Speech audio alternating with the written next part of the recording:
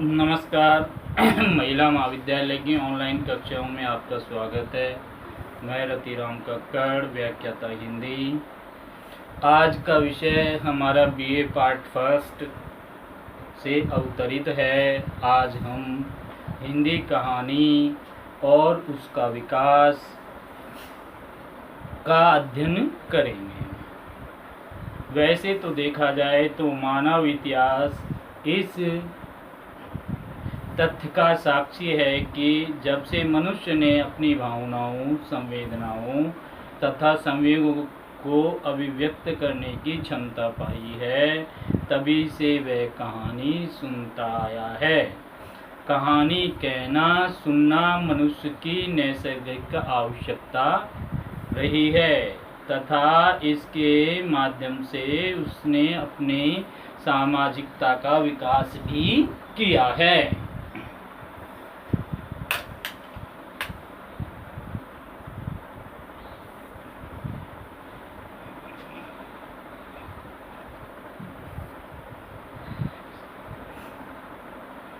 तथा इसके माध्यम से मनुष्य ने इसका सामाजिक विकास भी हुआ है। कहने का तात्पर्य यह है कि मानव विकास के शुरुआत से ही मनुष्य कहानी कहने या सुनने, अर्थात जैसे हम कहते हैं कि एक बात कहता हूँ या एक बात सुनो मेरी, तो ये सब कहानी का ही रूप है। व्यक्ति सुबह से शाम तक जो जीता है वो सब कहानी है। जो उसकी संवेदनाएं हैं, समाज और मनुष्य को लेकर के वो सोचता है, वो सब कहानी है।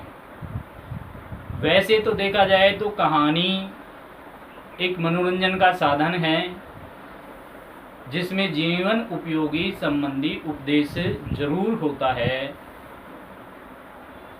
और प्रारंभिक दौर में कहानी वाचिक परंपरा की देन रही है, किंतु जब हम कहानी के आधुनिक स्वरूप को देखते हैं तो हमें पता लगता है कि कहानी घटनाओं का संयोग मात्र नहीं है, संयोजन मात्र नहीं है, बल्कि मानव जीवन की जटिलताओं, विद्रूपताओं तथा उनके अंतर विरोधों को व्यक्त करने का सशक्त साहित्यिक रूप है। इसलिए आज भी यह एक लोकप्रिय विधा है। और साहित्य के क्षेत्र में कहानी की भूमिका को देखें या कहानी के महत्व को देखें तो सर्वश्रेष्ठ विधा के रूप में कहानी स्थापित है।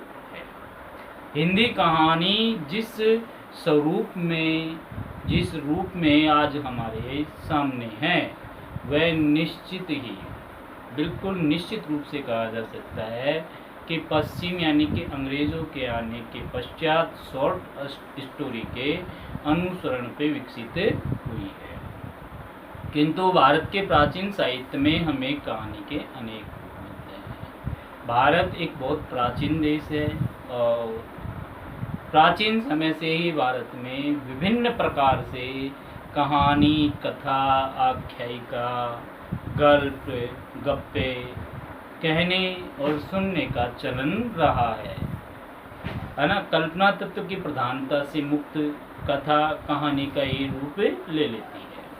एक प्रकार से हम देखें कि कहानी में कल्पना तत्व का समावेश होना अत्यंत अनिवार्य है, जिसके कारण कहानी में एक रोचकता आती है।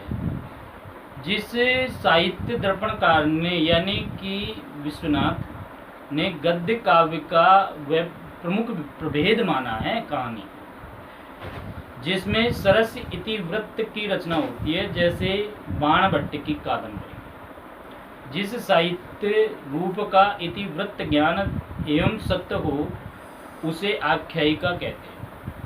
जैसे हर्षचरित्र, गाथा, आख्यान, वृत्तांत शब्द की भी कथा के पर्याय के रूप में प्रयोग किए जाते हैं। जैसे निहाल सुल्तान एक लोक कथा है। हम देखेंगे विष्णु शर्मा का पंचतंत्र, वो भी एक कथा का स्वरूप है। हितोपदेश कथाओं से भरा हुआ है।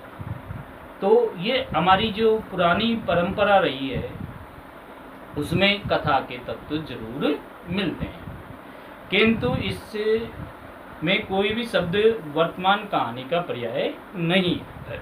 जिनकी बात हम कर रहे हैं और वर्तमान जो कहानी है उनमें भेद है, वो दोनों समान नहीं है, ठीक है ना, वो पर्याय हो ही नहीं सकती।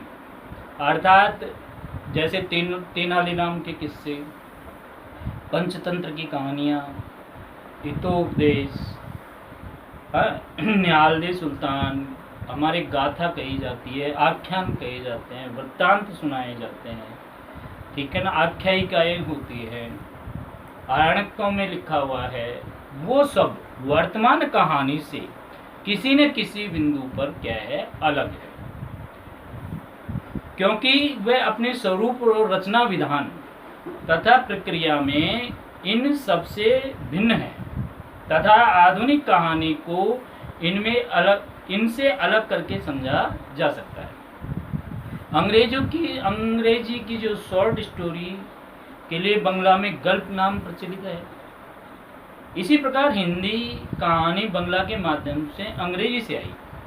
अर्थात जो कहानी का स्वरूप है सर्वप्रथम जो आज हमें दिखाई देता है वो अंग्रेजी साहित्य की देन है। इसके पश्चात बंगला साहित्य का भी उस पर गहरा प्रभाव है। कहानी का आधुनिक स्वरूप मानव जीवन का विश्लेषण करता है।